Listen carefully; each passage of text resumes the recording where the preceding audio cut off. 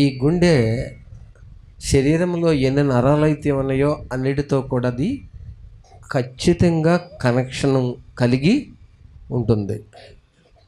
గుండెకు కనెక్షన్ కాని నరం అంటూ శరీరంలో ఏదైనా ఉందా అంటే ఏదీ లేదు. గుండెకు మన శరీరంలో ఉన్న ప్రతి నరము కనెక్ట్ అయి ఉంటుంది.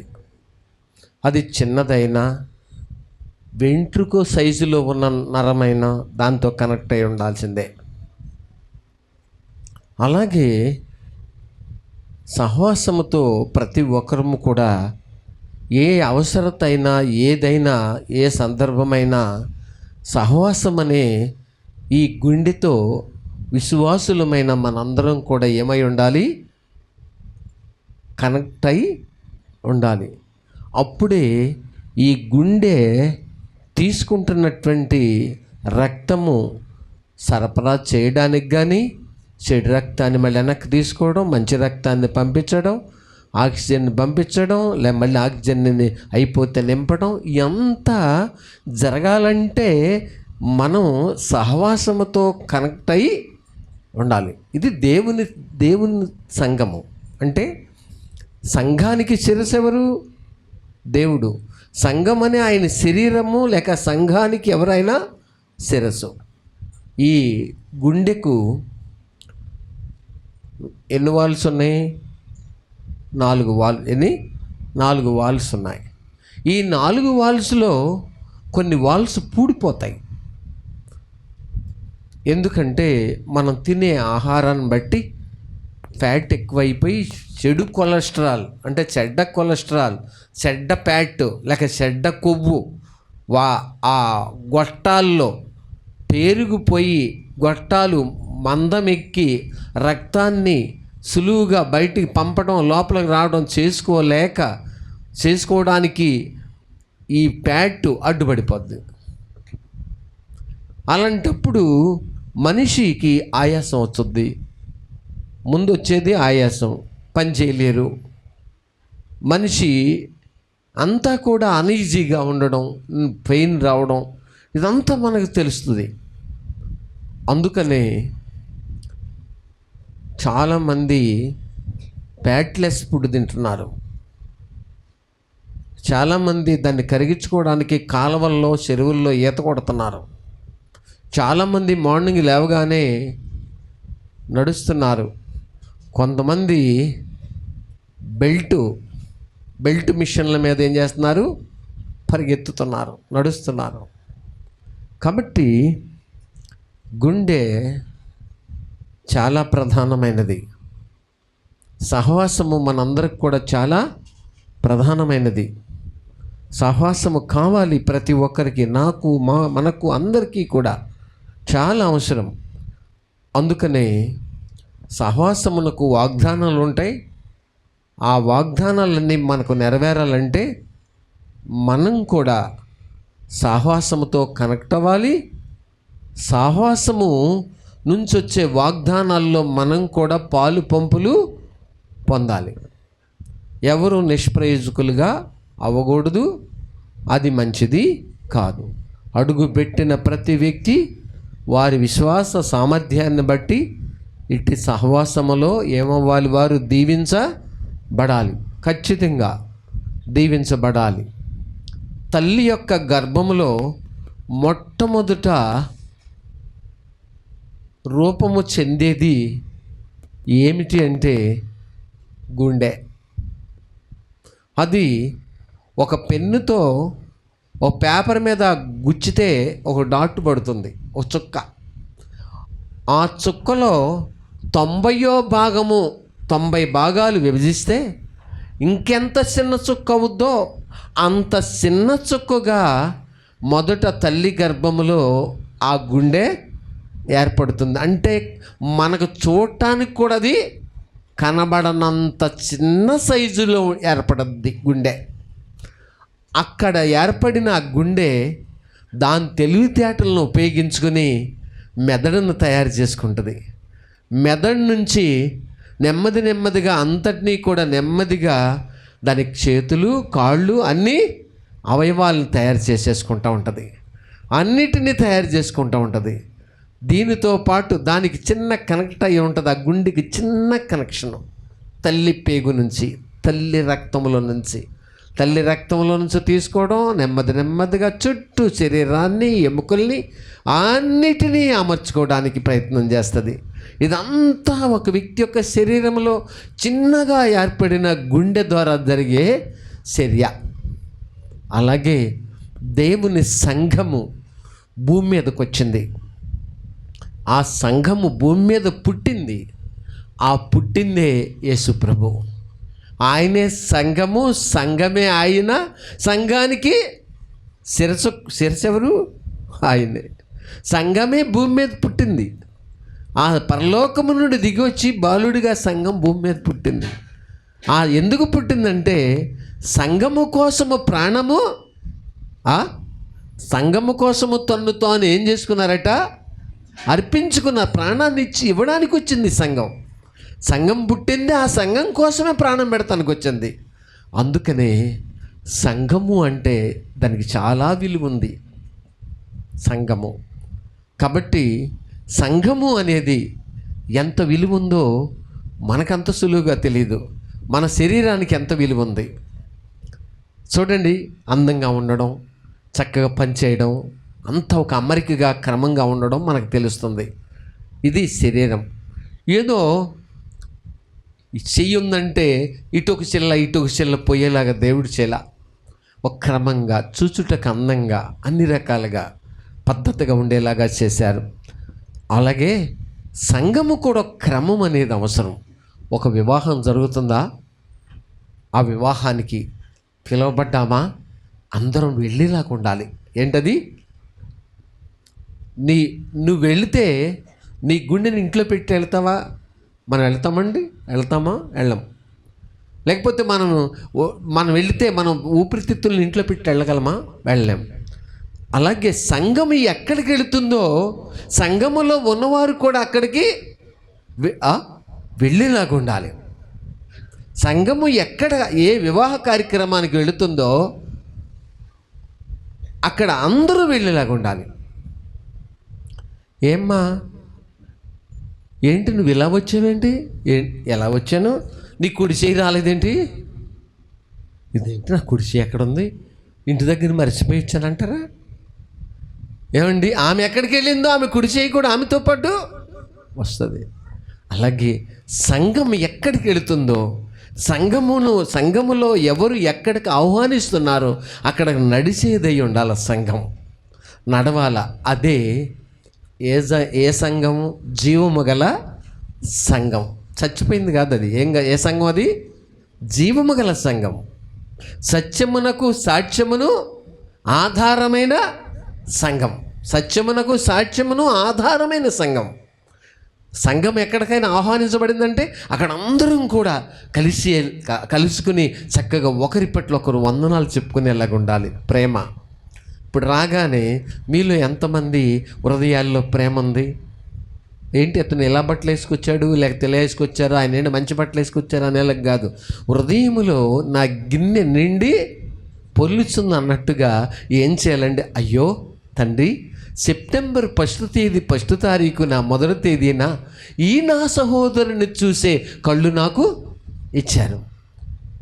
సెప్టెంబర్ 1వ తేదీన ఈ సహోదరుని చూసే భాగ్యం నాకు ఇచ్చారు. లేకపోతే మీరు చూపించకపోతే నేను చూడలేను కదండి అని చెప్పి మనలో ఒక రకమైన ప్రేమ ఉద్భవించాలి, పుట్టాలి. అందుకనే ఏం చేయాలండి? మనం ఒకరికొకరు వందనములు చేసుకొనుడి. వాక్యం ఏం చెబుతుంది? ఒకరినొకరు ఏం చేసుకోవాలి? వందనములు చేసుకోవాలి. సమూయేలుకి వందనాలు చేయటానికి సౌలు ఏం చేశారట? బయలుదేరి ఏం చేయటానికి? వందనం చేయటానికే బయలుదేరాలా? అవును, బయలుదేరాల్సిందే. సహజంగా సేవకులను ఆహ్వానించినప్పుడు గృహానికి ఆ ఇంట్లో ఉన్నటువంటి వాళ్ళు సహజంగా ఇంట్లో నుంచి బయటకు వచ్చి ముందు సేవకులకి వందనాలు చెప్పే పరిస్థితి ఆ ఇంటికి దీవెన. వినబడుతుందా? ఆ ఇంటికి దీవెన. ఎందుకంటే ముందు సేవకుల్ని నువ్వేం చేసావు, వాళ్ళ ప్రేమను పొందే ప్రయత్నము చేసావు. ఫస్ట్ వందనాలు చెప్పేశారు, అందరితో సహా వచ్చి వందనాలు చెప్పేశారు. ఎందుకంటే వారి ప్రేమను మనము ఖచ్చితంగా పొందాలి. సేవకులు ప్రేమను ముందు అక్కడ పొందాలి. వందనాలు చెప్పాలి. ఇంట్లో నుంచి బయటికి వస్తున్నారంట, సేవకులు వస్తున్నారంట, నువ్వు రా రా ఆగు, ఇప్పుడు స్టవ్ మీద ఏదో పెట్టాను, అది కట్టే ముందు రా అంటారు. ఎందుకంటే ముందు ఏం చెప్పాలి, అక్కడ వందనాలు చెప్పాలి. అందరి యొక్క ప్రేమను లేక ఆయన పొందాలి, ఆయన ప్రేమను అందరూ పొందాలి. ఇది గౌరవము, మర్యాద. ఆయన వచ్చినా పట్టించుకోలేదు, ఆయన వచ్చినా చూడలేదు, పెద్ద కష్టం ఏం కాదు. అలా కాదు. మనం దీవించబడాలి అంటే ఏం చేయాలి? దీవించబడాలంటే ఏం చేయాలి? మొదటి సమూయేలు గ్రంథం 16వ అధ్యాయం 4వ వచనం. సమూయేలు అంటే ఎవరంటే దైవజనుడు, సేవకులు. సెలవు చొప్పున బెత్లెహేమునకు వెళ్ళారట. ఎవరు? సమూయేలు. ఆ ఊరి పెద్దలు అతను రాకకు భయపడి, సమాధానముగా వచ్చుచున్నావా? ఆయన రాకడకు ఊళ్ళో వాళ్ళందరూ ధైర్యంగా ఉన్నారా, భయపడ్డారా? చెప్పండి. ఏమంటే సమూయేలు అనే దైవజనుడు వస్తే ఊళ్ళో వాళ్ళు ఏం చేశారట? అతను రాకకు భయపడ్డారు. ఎందుకు? దైవజనుడు నోట్లో నుంచి ఏ మాట వచ్చినా అక్కడేమవుద్ది? నెరవేరిపోతాయి. దైవజనుడు నోట్లో నుంచి ఏ మాట వచ్చినా అక్కడేమవుద్ది? నెరవేరుతుంది. అందుకని భయపడతారు. ఎవరైనా సరే భయపడాల్సిందే. ఒక అమ్మాయి, ఏంటి అలా నుంచున్నావేంటి అన్నాను. ఏమైందండి? బాగానే ఉన్నాను కదా, ఏం ఎలా నుంచి బాగానే ఉన్నాను కదండి.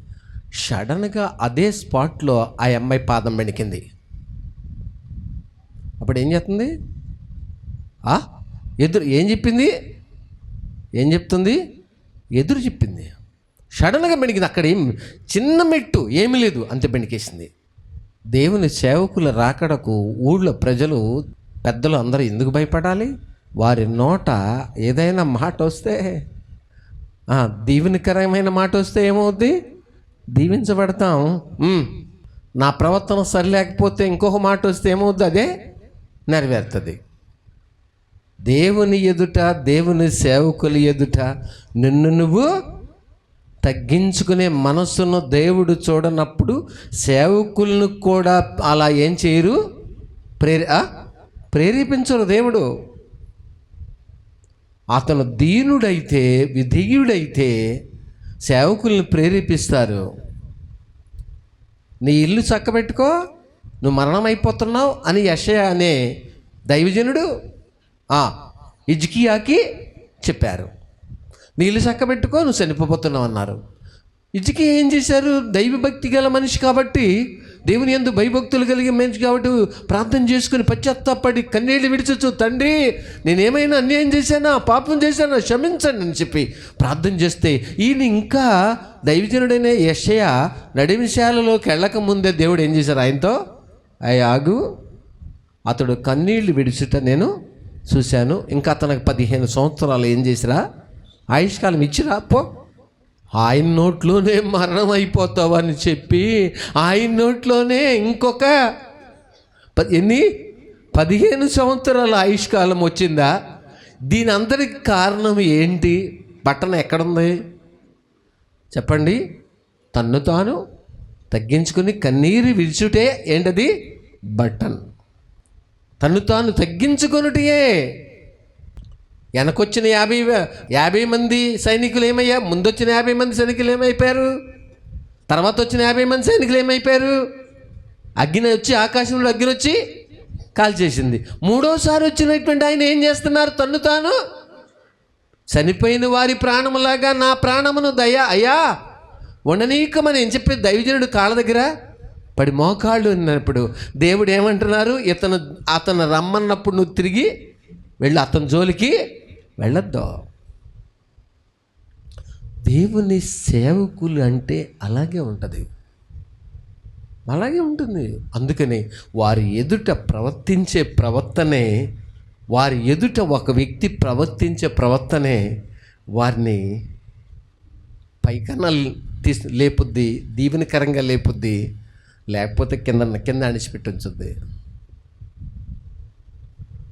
ఇది మర్మము. అందుకని వారి ఎదుట ప్రవర్తించే ప్రవర్తనే.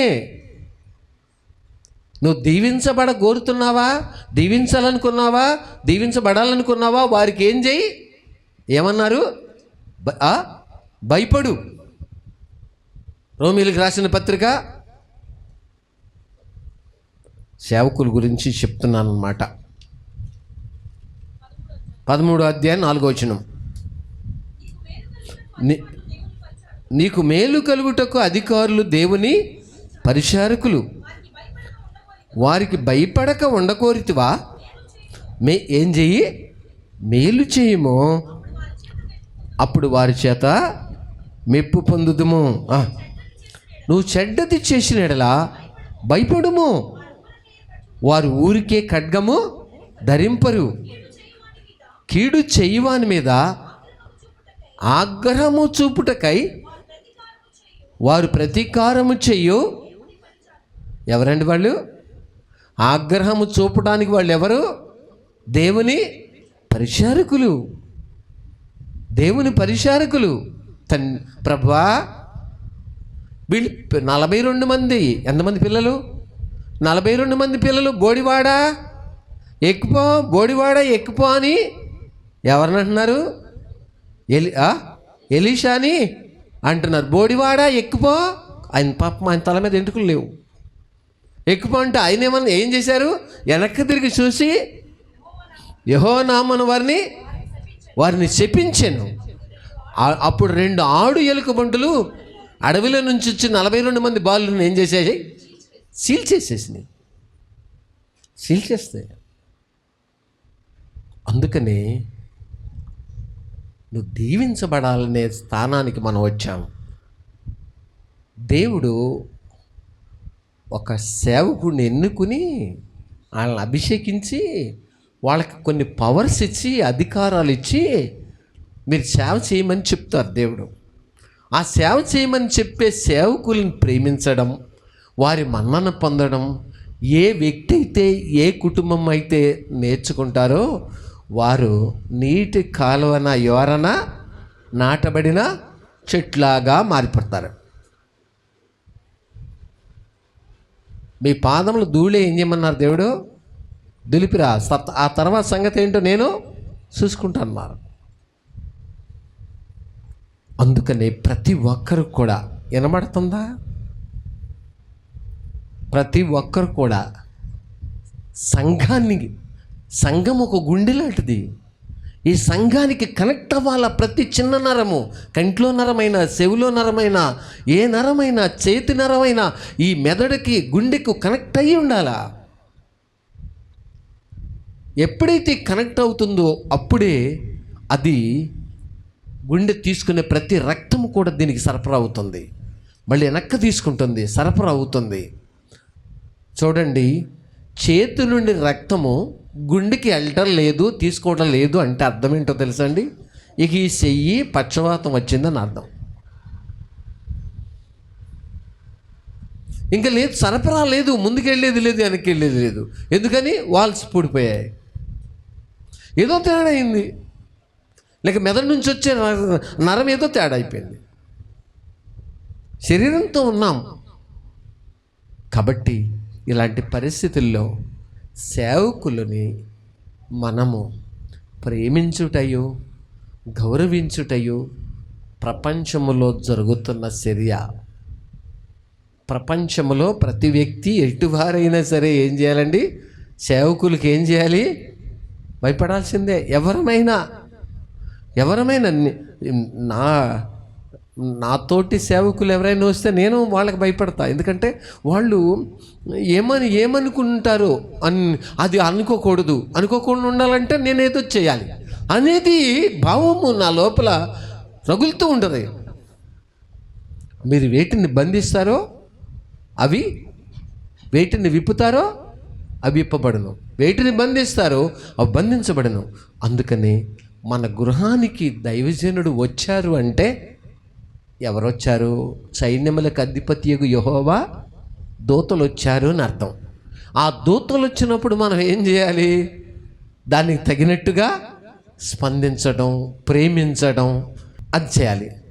మనిషి అండి సహజంగా జరిగే లక్షణం అవిధేయంగా ప్రవర్తిస్తారు దేవుని సేవకులు ఎదుట. కుటుంబంలో వారు ఒకళ్ళో ఇద్దరు ముగ్గురు, అందరూ కాదు.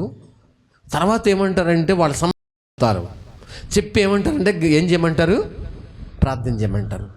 వీళ్ళు ప్రవర్తించిన ప్రవర్తన ఏం చేస్తుంది? చేసే ప్రార్థనని అడ్డు. ఆ ఇల్లు యోగ్యమైనదైతే మీ సమాధానము ఆ ఇంట్లో నిలుస్తుంది. అది అయోగ్యమైనదైతే మీ సమాధానము మీతో కూడా వచ్చేస్తుందని ప్రభువే చెప్పారు. అందుకనే వాళ్ళు అవిధేయంగా ప్రవర్తిస్తారు. ప్రార్థన చేయండి అంటారు. చేస్తాం, చెయ్యాలి. దేవుని నుంచి మళ్ళీ వేరే రిమార్క్ రాకుండా ఉండాలి. దేవునికి భయపడతారు కదా సేవకులు, చేస్తారు. చేసేటప్పుడు కూడా మరొక విధంగా హృదయపూర్వకంగా చేయాలి. కపటము యుక్తినో లేదు ఇలాంటి పరిస్థితుల్లో. అందుకనే నీళ్లు ప్రవహించినట్టు దీవెన వాళ్ళ ఇంట్లోకి రావాలంటే ముందు వాళ్ళు ప్రవర్తించే విధానము దేవుని దృష్టిలోనూ సేవకుల దృష్టిలోనూ అది యోగ్యమైందై ఉండాలి. అది అందుకనే మీకు అర్థమైందనుకుంటున్నాను. మా ఆయుధములు శరీర సంబంధమైనవి కావు, దేవుని ఎదుట దుర్గములను సైతము పడజోయ జాయలినంతవి అన్నారు. అది ఇక్కడున్న మీకు తెలీదు, కానీ సేవకులకి తెలుసు. అది మీకు తెలియదంటే అంతే, తెలీదు. అర్థమయ్యేది కాదు. ఇది మా ఆయుధములు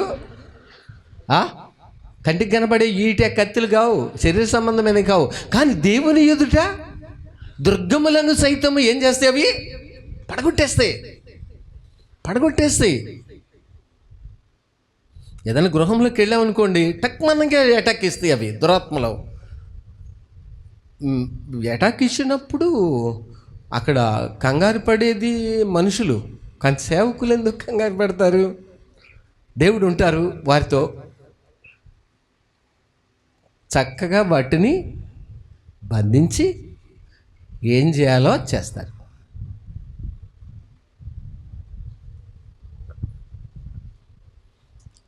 నా లైఫ్లో, ఈ చిన్న లైఫ్లో ఎన్ని దురాత్మలను బంధించారో నా ద్వారా దేవుడు బంధించి మూట కట్టి నా యొద్ద మీకు కనబడని ఆయుధములు చాలా ఉన్నాయి, చాలా ఉన్నాయి. అందుకనే సేవకుల మీదనే దురాత్మలు ఎక్కువ ఏం చేస్తాయి? దాడి చేసి బలహీన పరిచి వాళ్ళని పనికి రాకుండా చేస్తాయి. ఎందుకంటే వాటికి భయం వేస్తుంది. కాబట్టి వీరు సర్వోన్నతుని దేవుని సేవకులు, వీరు మీకు రక్షణ సువార్తను ప్రకటిస్తారు. ఏం చెప్తున్నాయి? దయ్యాలు, దురాత్మలు చెప్తున్నాయి. కాబట్టి ఇలా చెప్పానని మీకంటే మేము గొప్పవాళ్ళమని మీరు అనుకుంటారు. కాదు, మీ పాదముల కంటే నా చివరిన చెట్టుకుని ఇలా ధూళి కంటే అల్పులము. ఎందుకంటే ఇది దేవుని పని, దేవుడు చేసే గొప్ప కార్యం ఇది. దేవుడు ఆశ్చర్య కార్యాలు చేస్తారు. కాబట్టి సర్వాంగ కవచము ధరించుకోవాల్సి ఉన్నది. సమాధానం అనే శుద్ధ మనసు జోడు తొడుక్కోవాల్సి ఉన్నది. దేవుని దగ్గర నిలబడాల్సి ఉన్నది. దేవునితో సహవాసము చేయాల్సి ఉన్నది. కాబట్టి కొన్నిసార్లు దురాత్మలు వచ్చి నేను వస్తున్నాను అని చెప్తే భయపెడతాయి. అప్పుడు నువ్వు ఒక్కళ్ళవే వస్తే ఏమి, నువ్వెంతమంది రావాలో అంతమంది రండి అని చెప్తాను నేను. ఓకే రండి. మీరు ఎంతమంది రావాలనుకున్నారో రండి అని చెప్తారు. రండి. చూసారా, అపవాదిని ఎదురించుడి, వాడి మీ ఎదురు నుండి పారిపోనంతే. కాబట్టి ఎన్నెన్ని రకాలుగా ఎన్నెన్ని పరిస్థితుల్లో ఎదుర్కొంటున్నాం.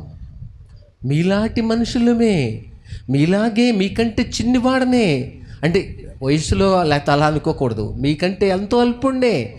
కానీ ఈ పాపిల్లో ప్రధానుడినే దేవుడు ఏం చేస్తున్నారు? వాడుకుంటారు.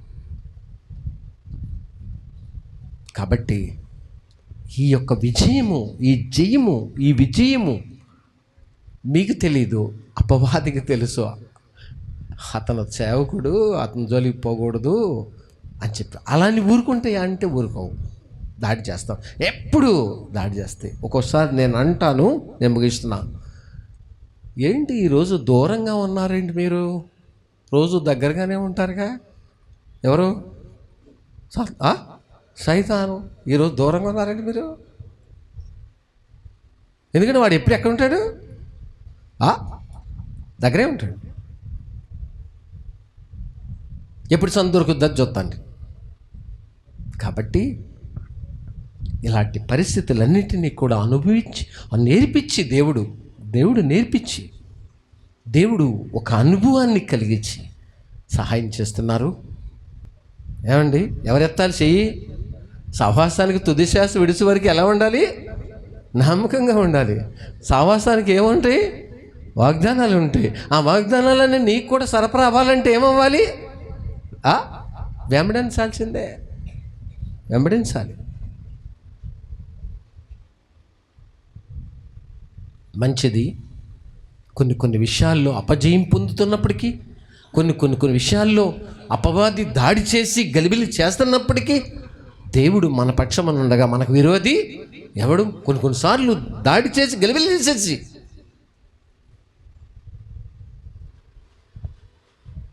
నన్ను కూడా అడుగుతూ ఉంటాడు, నువ్వు ఎందుకు వచ్చావు అక్కడికి? సరౌండింగ్ అంతా నాది అంటాడు. కాబట్టి ప్రతి ఒక్కరు కూడా మెళకువ కలిగి ఉందాం, సహవాసానికి నమ్మకంగా ఉందాం. ఎలా ఉందాం? నమ్మకంగా ఉందాం. నమ్మకమైన వారికి మెండైన దీవెన. మంచిది.